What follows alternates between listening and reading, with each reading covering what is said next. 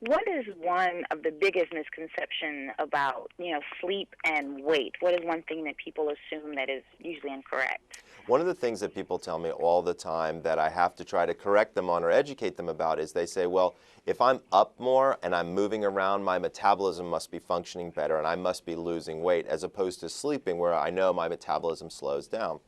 In fact, the longer you're sleep deprived, the lower your metabolism is during the day. And there was a great study that showed that if you were lying in bed awake versus lying in bed asleep, while lying in bed asleep, you burn 3 times the amount of calories that you would lying in bed awake. So being a couch potato versus getting some good rest, I prefer the good rest.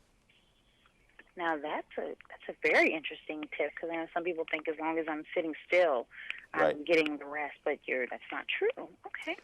Well, share with us in your 5 rules for achieving better sleep, so we can get that out there so we can go ahead and trying to incorporate them. Well, my book, The Sleep Doctor's Diet Plan, Lose Weight Through Better Sleep, is based on a very simple 5-step program. And this 5-step program can be used in conjunction with any other diet program that you may be using. So Weight Watchers, Jenny Craig, high carbohydrate, low carbohydrate, high protein, low protein, whatever diet you're on, these 5 steps will actually work in conjunction with any diet that you've got. The 5 steps are pretty basic. Number 1, stick to one sleep schedule, as we said before.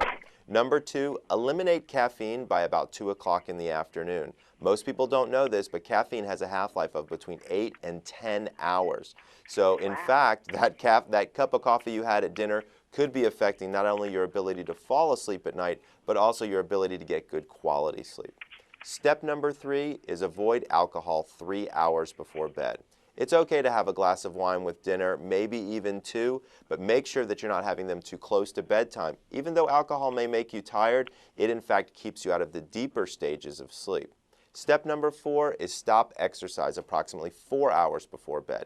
Now let me repeat, I didn't say stop exercise, I said stop exercise 4 hours before bed. I want to make sure everybody out there is exercising and being healthy, but if you exercise too close to bedtime or get too pumped up, it's very difficult to fall asleep at night. My final step is to give the sun a high five every morning, meaning go outside and get at least 15 minutes of direct sunlight. That helps reset your circadian rhythm and keeps that metabolism in great shape. Now, I like the idea that it's possible to have a late night snack should you need to, but what are some that you would suggest if someone, maybe feeling a little hungry but don't want to stay awake too long and eat something too heavy? Well, number 1 is we don't want people to have a big meal right before bed, because the body really wasn't meant to digest lying down. So I like people to have a smaller meal. And I also don't want people to go to bed hungry, so a light snack can actually be quite effective. Some of the better light snacks could be cheese and crackers, a bowl of cereal with low-fat milk. Even, believe it or not, a small piece of cheesecake could be quite helpful. You have a little bit higher carbohydrate, you get that protein in there, and it's been shown that if you eat that kind of a meal 1 to 2 hours before bed, it can actually help you fall asleep. Now, don't get me wrong, I didn't say eat a whole cheesecake, okay? I didn't say have a humongous bowl of cereal. You want to keep your calories somewhere in the 100 to 120 range for a evening snack. Now, do you think that some people may be pleased to hear that you can have, a touch of cheesecake and that won't affect your sleep? So that's wonderful. I'm sure our viewers really enjoy that.